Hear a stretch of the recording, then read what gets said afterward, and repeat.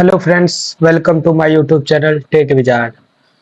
आज मैं आप लोग को बताऊंगा कि आप लोग कैसे घर बैठे हुए अपने ज़मीन का रसीद खुद से ऑनलाइन कैसे काट सकते हैं। इसके लिए आपको क्या करना है, अपने मोबाइल या पीसी में कोई ब्राउज़र ओपन कर लेना है। ब्राउज़र ओपन करने के बाद आपको क्या करना है, ब्राउज़र के सर्च बार में आपको सर्च करना है बिहार भूमि। बिहार भूमि सर्च करने के बाद आपको एंटर प्रेस कर देना है। जब भी आप बिहार भूमि सर्च करने के बाद एंटर प्रेस करिएगा तो देखिए आपके सामने बिहार भूमि का ऑफिशियल पोर्टल जो है उसका लिंक आ जाएगा। आपको क्या करना है, इस लिंक पर क्लिक करना है और उसको ओपन कर लेना है। जब भी आप लिंक को ओपन करिएगा तो आपके सामने बिहार भूमि का ऑफिशियल पोर्टल ओपन हो जाएगा। और इसमें देखिए, जो आपके सामने बिहार भूमि का ऑफिशियल पोर्टल आया है, इसमें आप जमीन से रिलेटेड कोई भी काम कर सकते हैं। जो यहाँ सारे रजिस्टर प्रोसेस दिया हुआ है, तो आपको इस पोर्टल में आना है। उसके बाद आपको क्या करना है, नीचे स्क्रॉल करते जाना है। नीचे स्क्रॉल करते जाइएगा तो आपको यहाँ एक ऑप्शन मिलेगा, भू लगान करके। भू लगान करके यहाँ ऑप्शन मिलेगा। आपको क्या करना है, इसी भू लगान ऑप्शन पे क्लिक करना है। जब भी आप भू लगान ऑप्शन पे क्लिक करिएगा तो आपके सामने देखिए एक विंडो खुला है। इस विंडो में आपको दो चीज देखने को मिलता है। एक देखिए क्या है, लंबित भुगतान देखें, और दूसरा है ऑनलाइन भुगतान करें। लंबित भुगतान देखे में क्या होता है, अगर आप पहले से ऑनलाइन भूमि का रसीद काट चुके हैं, उसमें आपको एक रेफरेंस नंबर मिलता है। उस रेफरेंस नंबर से आप देखना चाहते हैं कि मेरा ट्रांजैक्शन सक्सेसफुल हुआ है या नहीं, वो चेक करने के लिए आपको क्या करना है, लंबित भुगतान देखे पे क्लिक करना है। और दूसरा ऑप्शन जो है ऑनलाइन भुगतान करें, इससे आप ऑनलाइन भुगतान कर सकते हैं नया जमीन के रसीद को। तो इस पे आना है। हम जैसे ऑनलाइन भुगतान करना चाहते हैं तो हम ऑनलाइन भुगतान पे क्लिक करेंगे। ऑनलाइन भुगतान पे क्लिक करने के बाद आपके सामने एक नोटिस आएगा। इस नोटिस को पढ़ लेना जरूर, क्योंकि इसमें एक जरूरी इंफॉर्मेशन दिया हुआ है, जिसमें देखिए, ध्यान दें कि जिन लोगों ने पेमेंट कर दिया है लेकिन रसीद नहीं मिली है, उनसे अनुरोध है कि वो दोबारा पेमेंट ना करें। अगर आपकी पेमेंट सफल रही तो जल्द ही रसीद जारी कर दी जाएगी। यानी कि देखिए, अगर आपने कोई जमीन रसीद का पेमेंट किया है और आपका पेमेंट गलती से फंस गया है और आपके अकाउंट से बैलेंस कट गया है, तो आप क्या कर सकते हैं, थोड़ी देर वेट कर सकते हैं, 1 से 2 दिन, जब तक कि उधर से कोई कंफर्मेशन ना आ जाए। तो आप पे मैसेज के द्वारा कंफर्मेशन आ जाएगा, तब आप क्या कर सकते हैं, दोबारा पेमेंट कर सकते हैं फेल्ड होने पर, या सक्सेसफुल होने का पर आप रसीद प्रिंट कर सकते हैं। तो चलिए यहाँ इसको ओके कर दीजिएगा। जब ये आप ओके करिएगा तो आपके सामने राजस्व विभाग का जो मेन पोर्टल है भू लगान का, वो आपके सामने ओपन होगा। इसमें आपको क्या करना है, सबसे पहले अपना डिस्ट्रिक्ट सिलेक्ट करना है। तो डिस्ट्रिक्ट सिलेक्ट करने के लिए आपको ड्रॉप डाउन मेन्यू में जाना है और यहाँ से अपना डिस्ट्रिक्ट को सिलेक्ट कर लेना है। डिस्ट्रिक्ट सिलेक्ट करने के बाद आपको क्या करना है, आपको यहाँ से अंचल सिलेक्ट करना है। जो आपका अंचल है वो सिलेक्ट कर लीजिएगा।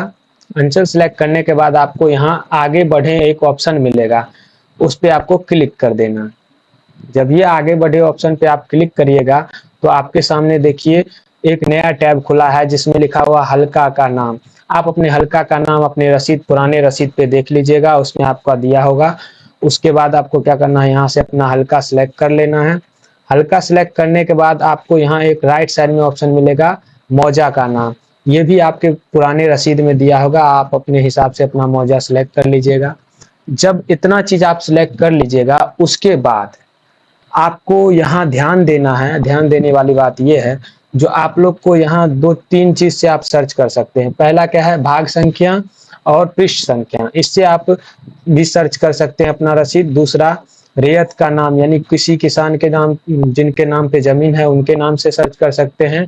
और ये है, तीसरा ऑप्शन है प्लॉट नंबर से खोजें, यानी आपके पास कोई प्लॉट नंबर है उससे भी ढूंढ सकते हैं। चौथा है आपके सामने खाता नंबर से खोजें, यदि आपके सामने खाता नंबर है तो उससे भी ढूंढ सकते हैं। पांचवा है आपके सामने जमाबंदी संख्या से ढूंढें, यानी जमाबंदी नंबर आपके पास है तो आप उससे भी ढूंढ सकते हैं। ठीक है, तो इस तरह ही बहुत सारे ऑप्शन इसमें दिए हुए हैं। तो जैसे कि हमारे पास भाग संख्या है तो हम उससे ढूंढ लेते हैं। तो उसके लिए आपको क्या करना है, भाग संख्या पर वाले गोले पर क्लिक करना है। जब ये आप भाग संख्या वाले गोले पर क्लिक करिएगा तो आपके सामने देखिए भाग संख्या वाला टैब हाईलाइटेड हो जाएगा, यानी राइट करने के लिए आ जाएगा ऑप्शन। राइट करने का ऑप्शन आ जाएगा तो उसमें आपको क्या करना है, सबसे पहले अपना भाग संख्या डाल देना है एक, जैसे कि मेरा भाग संख्या 1 है तो हमने डाल दिया। उसके बाद आपको यहाँ अपना पृष्ठ संख्या डालना है, भाग संख्या के जस्ट बगल में आपको रसीद में पृष्ठ संख्या भी मिल जाएगा, आपको ये डाल देना है। इतना डालने के बाद आपको क्या करना है, यहाँ आपको एक सुरक्षा कोड दिखेगा, इसको ऐड करके आप लिख दीजिएगा। उसके बाद यहाँ से आप खोजे पर क्लिक करिएगा। जब ये आप खोजे पर क्लिक करते हैं तो नीचे स्क्रॉल करिएगा तो प्रॉपर उन्हीं आदमी का नाम आएगा जिनका आपने भाग संख्या और पृष्ठ संख्या दिया है। तो जैसे कि हमने जिस आदमी का दिया है उसका देखिए हमारे सामने ओपन हो गया है। और उसके बाद इसी में ऑप्शन में नाम के सामने आपको राइट साइड में देखे का ऑप्शन मिलेगा, देखे का ऑप्शन पे आपको क्लिक करना है। इससे क्या होगा कि आपके सामने जितने साल का आपका रसीद बकाया है वो सारा डिटेल नीचे आ जाएगा और ऊपर में उनका नाम और बाकी सब डिटेल आ जाएगा, कितना डिसमिल जमीन है वो सब, खाता खेसरा ये सब। उसके बाद आपको नीचे आना है, नीचे आपको यहाँ कुल बकाया राशि दिखाई देगा, ठीक है। उसके बाद यहाँ वर्ष दिखाई देगा, यानी कब से कब तक का है। उसके बाद आपका यहाँ कुल वर्ष दिखाई देगा, जैसे हमारे में 50 वर्ष के लिए है तो हम इसमें 50 वर्ष का हमको रसीद पे करना पड़ेगा। जैसे कि देखिए पूरा विवरण है यहाँ दिया हुआ, यानी स्टेप बाय स्टेप सारा विवरण दिया हुआ। तो आपको क्या करना है, इस तरह चेक कर लेना है और नीचे आना है स्क्रॉल करके। जब आप नीचे आते हैं स्क्रॉल करके तो यहाँ आपको निजी विवरण करके एक ऑप्शन मिलता है। निजी विवरण यानी आप जो साइबर कैफे वाले हैं या आप खुद हैं तो अपना डिटेल यहाँ डालिएगा जो इसको पेमेंट कर रहे हैं रसीद को, ठीक है। तो यहाँ रिमीटर में आपका नाम डालना है, जैसे कि हम अपना नाम डाल देते हैं रिमीटर में। उसके बाद मोबाइल नंबर के सामने अपना मोबाइल नंबर डाल देना है। मोबाइल नंबर डालने के बाद यहाँ एड्रेस में आपको अपना एड्रेस डाल देना है। उसके बाद यहाँ सेकेंड एड्रेस में आप और कुछ डिटेल डाल,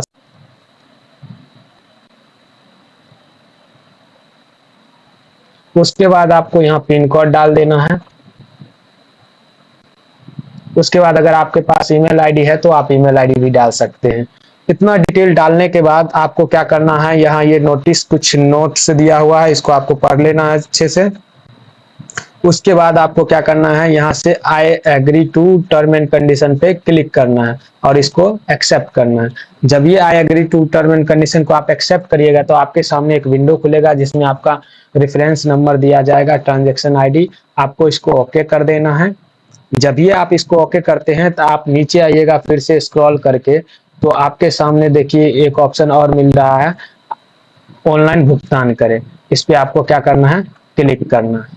जब भी आप इस पे क्लिक करिएगा तो आपके सामने पेमेंट वाला पेज ओपन होगा।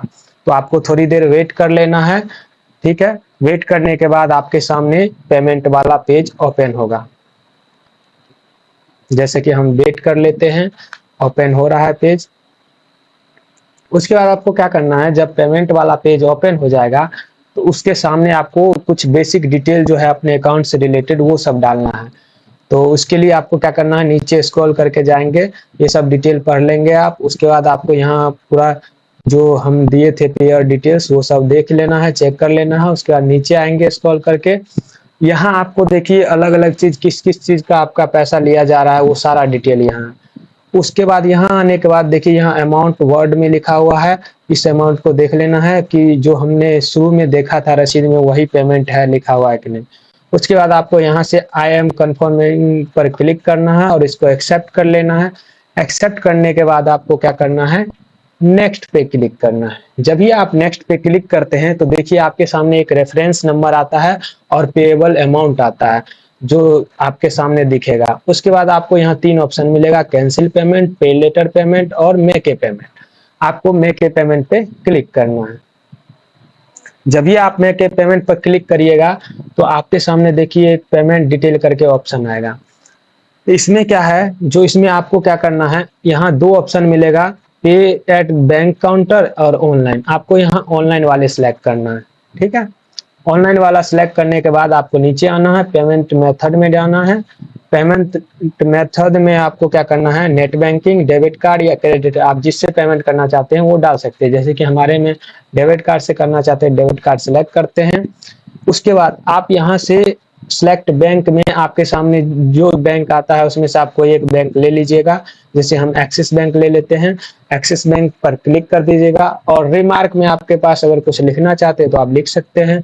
उसके बाद नीचे आपको एक ऑप्शन मिलेगा कैप्चा का, इस कैप्चा को आपको जैसे है वैसे फिल कर देना है नीचे, ठीक है। कैप्चा फिल करने के बाद आपको क्या करना है, वैलिडेट पे क्लिक कर देना है, ठीक है। वैलिडेट पे जब ये आप क्लिक करिएगा तो देखिए हमारे में कैप्चा वैलिडेट नोट बता रहा है, तो इसको फिर से कैप्चा डालेंगे। जब तक आपका कैप्चा वैलिडेट नहीं होगा तब तक आप आगे प्रोसेस नहीं कर सकते हैं। तो चलिए हम फिर से वैलिडेट कर देते हैं। देखिए इस टाइम हमारा कैप्चा सक्सेसफुल वेरिफिकेशन हो गया है। अब आपको क्या करना है, यहाँ 3 ऑप्शन मिलेगा, बैक, रीसेट और सबमिट का। आपको क्या करना है, सबमिट पे क्लिक करना है। जब ये आप सबमिट पे क्लिक करिएगा तो आपके सामने फिर से एक पॉपअप विंडो खुलेगा जिसमें आपको लिखा रहेगा कि आप क्या इस पेमेंट को कंटिन्यू करना चाहते हैं। तो आपको क्या करना है, प्रोसेस टू पे पर क्लिक कर देना है। जब ये आप प्रोसेस टू पे पर क्लिक करिएगा तो आपको देखिए मेन पेमेंट वाला ऑप्शन ओपन हो जाएगा। क्योंकि हमने डेबिट कार्ड सिलेक्ट किया था तो यहाँ आपको एक डेबिट कार्ड का डिटेल डालने के लिए आ जाएगा और इधर लेफ्ट साइड में आपको अमाउंट दिखेगा और राइट साइड में आपको डेबिट कार्ड का डिटेल डालना है। यहाँ कार्ड डिटेल पर क्लिक करना है। जब ये आप कार्ड डिटेल पर क्लिक करिएगा तो देखिए आपके सामने यहाँ कार्ड का डिटेल लिखने के लिए आ जाएगा। आपको क्या करना है, यहाँ अपने कार्ड का डिटेल डाल देना है। जैसे कि हम डाल देते हैं,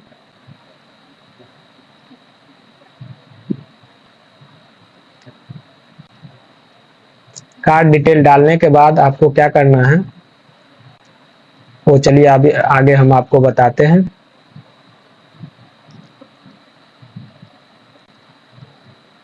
कार्ड डिटेल डालने के बाद आपको क्या करना है, प्रोसेस टू पे पर क्लिक कर देना है। जब ये आप प्रोसेस टू पे पर क्लिक करिएगा तो कंफर्मेशन के लिए आपको पूछा जाएगा, तो आप कंटिन्यू क्लिक करते हैं तो आपके सामने आपके बैंक अकाउंट पर एक ओटीपी जाएगा जिससे आप डेबिट कार्ड, जिस बैंक के डेबिट कार्ड का आप यूज कर रहे हैं। तो चलिए उसके बाद आपको क्या करना है, वो ओटीपी उसमें डाल देना।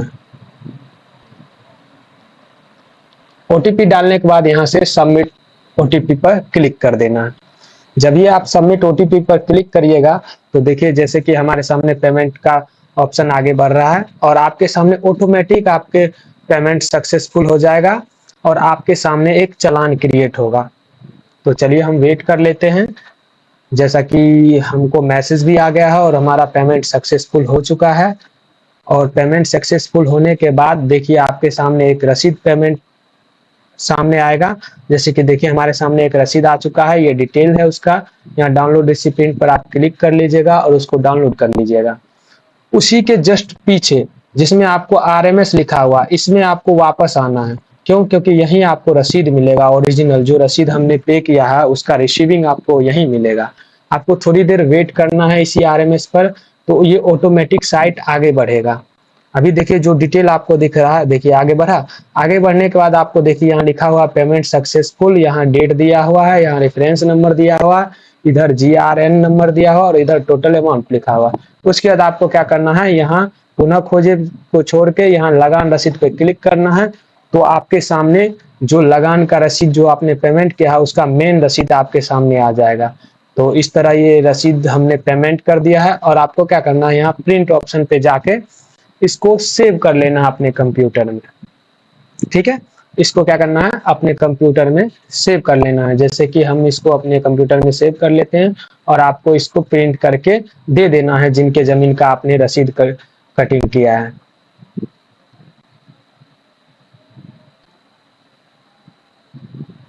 तो जैसे कि हमने सेव कर लिया, सेव करने के बाद आपका सारा प्रोसेस कंप्लीटली सबमिट हो चुका है। इस तरह हम क्या कर सकते हैं, किसी भी जमीन का रसीद खुद से घर बैठे ऑनलाइन काट सकते हैं। तो इस तरह के नए टिप्स और ट्रिप्स वीडियो के लिए हमारे चैनल टेक विजार्ड को लाइक एंड सब्सक्राइब कर दें ताकि इससे जुड़ा हुआ नया वीडियो आपके सामने तुरंत प्रस्तुत हो। तो चलिए हमारे वीडियो में बने रहने के लिए आपका बहुत बहुत धन्यवाद। Thank you.